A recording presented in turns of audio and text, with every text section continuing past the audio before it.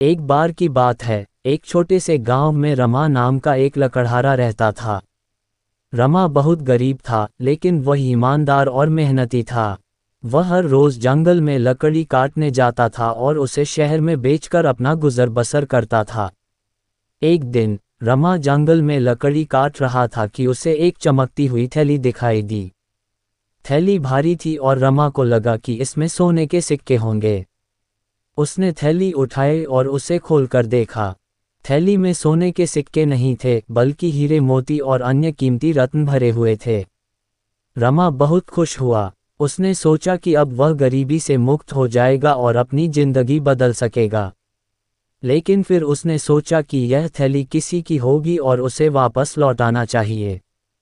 रमा थैली लेकर गांव के मुखिया के पास गया। मुखिया ने थैली खोलकर देखी और आश्चर्यचकित रह गया। उसने रमा से पूछा कि उसे ये थैली कहाँ से मिली। रमा ने सारी बात सच सच बता दी। मुखिया ने रमा की ईमानदारी की सराहना की और कहा, रमा, तुमने जो ईमानदारी दिखाई है, उसके लिए मैं तुम्हें पुरस्कृत करूंगा। ये थैली तुम्हारी ही है। रमा बहुत खुश हुआ। उसने मुखिया को धन्यवाद दिया और घर लौट आया। उसने थैली में से कुछ हीरे मोती बेचे और बाकी को संभाल कर रख लिए।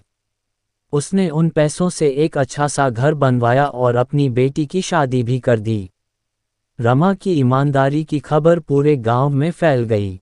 लोग उसकी ईमानदारी और सच्चाई की प्रशंसा करने लगे। रमा गांव का आदर सम्मानित व्यक्ति बन गया। समय बीतता गया और एक दिन रमा जंगल में लकड़ी काट रहा था कि उसे एक घायल हिरण दिखाई दिया। हिरण का पैर टूट गया था और वह दर्द से कराह रहा था। रमा को हिरण पर दया आ गई और उसने उसे अपने घर ले जाने का फैसला किया। रमा ने हिरण का इलाज किया और उसकी देखभाल की। कुछ दिनों बाद हिरण ठीक हो गया। रमा ने हिरण को जंगल में छोड़ दिया। हिरण रमा की दयालुता से बहुत खुश हुआ। उसने रमा को धन्यवाद दिया और जंगल में गायब हो गया। अगले दिन रमा जंगल में लकड़ी काट रहा था कि उसे वही हिरण दिखाई दिया। हिरण के मुंह में एक चमकता हुआ हीरा था। हिरण ने हीरा रमा को दिया और जंगल में गायब हो गया।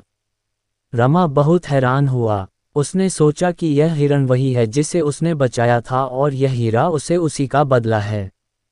रमा ने हीरा बेच दिया और उससे मिले पैसों से उसने गांव में एक स्कूल खोल दिया। उस स्कूल में गरीब बच्चों को मुफ्त शिक्षा दी जाती थी। रमा की ईमानदारी और दयालुता का फल उसे मिला। वह न केवल गरीबी से मुक्त हुआ, बल्कि उसने समाज के लिए भी कुछ अच्छा किया। ईमानदारी हमेशा फलती है। जो भी हम करते हैं, ईमानदारी से करना चाहिए। दयालुता का फल हमेशा मीठा होता है। ईमानदार और दयालु व्यक्ति समाज के लिए प्रेरणा बनते हैं।